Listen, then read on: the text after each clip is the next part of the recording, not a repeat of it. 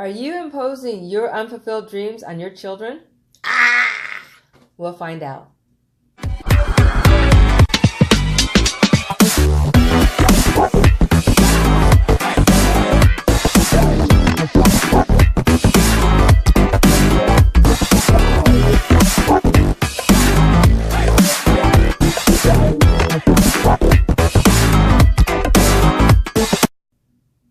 Hello, I'm Sandra Jones-Keller, author of 21 Lessons to Empower the New Age Kid. And I'm Thomas Keller, my husband.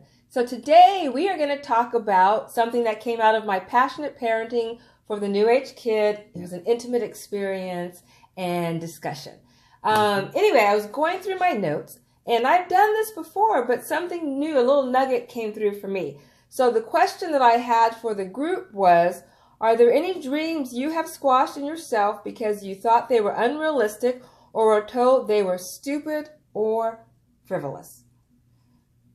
So what I discovered in myself was I had squashed the dream of being a model. I actually hadn't even thought about it for years. But when I was probably 12 or 13, I wanted to be a model, maybe even a runway model. Now, granted, I'm barely 5 feet, so that probably wasn't realistic. But I wanted to model. I talked to my parents about it, and basically I was told no. It was squashed. It's unrealistic. You should do something with your brain. Models are this, this, and this. So basically, that dream was squashed by my parents when I was young. Fast forward, I graduated from college. I tried to pursue modeling very unsuccessfully. So basically, I squashed it because it wasn't working out for me, and I felt like it was unrealistic. Then I became a mother. So we're living in Atlanta, and we're going through Lenox Mall, which is a very upscale mall, and I see that flyer that says, call for child models. And I got so excited thinking, wow, let me enter Mecca in this. But you know what? It never really quite felt right. So I didn't do it. And then I kept seeing, these signs, and every time I would get excited, there was also another voice or a feeling that said, God, that doesn't feel right. So when she was finally old enough for me to ask her if this is something she was interested in, she said, no, not at all. I was like, oh, wow. So when I read this question again, I realized that I was projecting my unfulfilled dreams onto Mecca, wanting her to be a child model because that's really what I wanted to do. Right. And so what came out of the discussion, you played piano when you were a kid. Well, I have a different take on this, or different version on it. I was told to take piano lessons by my parents, mandatory lessons, which I did for probably a couple of years. And when I lost interest in taking these lessons, my piano playing dropped dramatically. And the way I got out of it was by being so bad in a recital my parents attended that they were embarrassed, and they never made me take another lesson after that. Yeah. That's one way to fix it. That's one way. So whether it's piano lessons, whether it's modeling, right? Maybe you want it to be in the Olympics, or a professional athlete, or an artist. How many times have we told, well, you can't make money with art. You can't make money with photography. Right. So you squash those dreams, or I squashed my dream. And then it pops up with your child. Yeah, because it never... Unconsciously. Yeah, it doesn't go away. It just kind of recycles, and then all of a sudden you're pushing your kid to do something that they have no interest in. Right. So there's a couple of things that could happen. The kid can either want to please you, so they go along with this thing, whether it's... Even though it's not on their heart to do it. Yeah. So they try to please you, or you get a lot of pushback, and then you start calling them difficult. Oh, they're difficult. They don't listen. They don't want to cooperate or participate.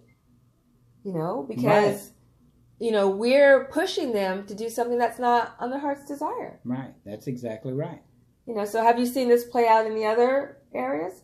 Well, I was told as a child by my parents, I was an artist early on, 7, 8, 9 years old, and a teacher said I was in an advanced artist class and told that to my parents. But my parents said it was crazy. You'll never make money as an artist. So around 10 years old, in frustration and teasing from brothers and stuff, I quit creating art completely for an additional 35 years. So I started creating art at 45 years old, and it's been beautiful, but I lost 35 years of my heart's desire because of this.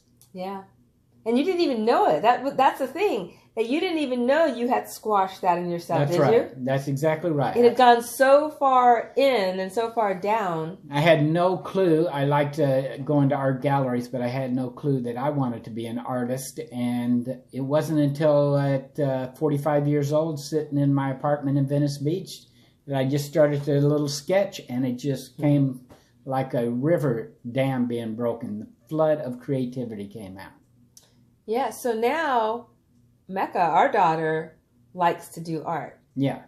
Do you feel that in any way have you maybe projected your unfulfilled desires on her, or? No, I've been very conscious not to do any agenda on her that is mine in particular.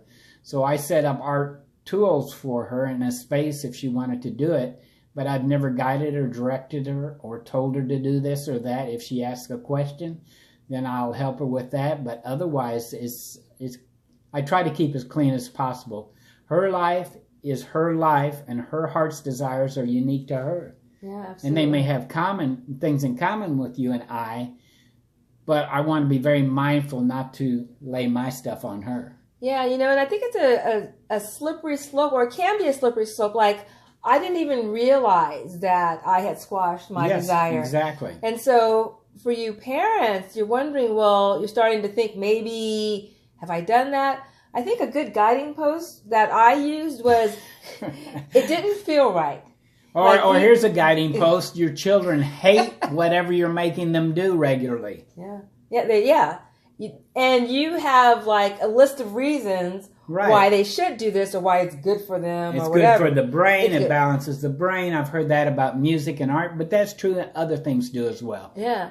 So that's it. So I think that's a good one. Like you said, your kids hate it, or two, that thing doesn't quite feel right for you. Like whenever I saw these posters, even though a modeling post, call for models, even though I got excited, there was still something in there that didn't feel right. So you want to start listening to those internal voices, your intuition, getting in tune and in touch. Yes. So that you are actually parenting from possibility and not from your fear or limitation or your own squashed dreams or desires. Unfulfilled desires. Unfulfilled desires. What would your child's life be like if you didn't have an agenda for them, but were able to stand back and watch how they flourish and what they're attracted to naturally for them?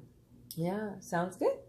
Oh, that's all I have to say. Anything else for you? No, it's a great topic. I just suggest that you as parents and, do some introspective work and look at where your own unfulfilled desires may be pushing you to do that to your children. And do they like it? Do they enjoy it? Are they trying to make you happy, or is it on their heart to do that?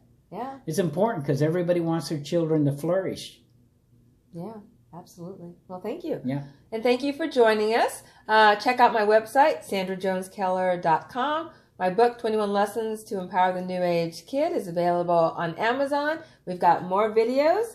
That's right. So check us out. Thank you for being with us. Thank you for listening and participating. Happy parenting, happy being, happy teaching.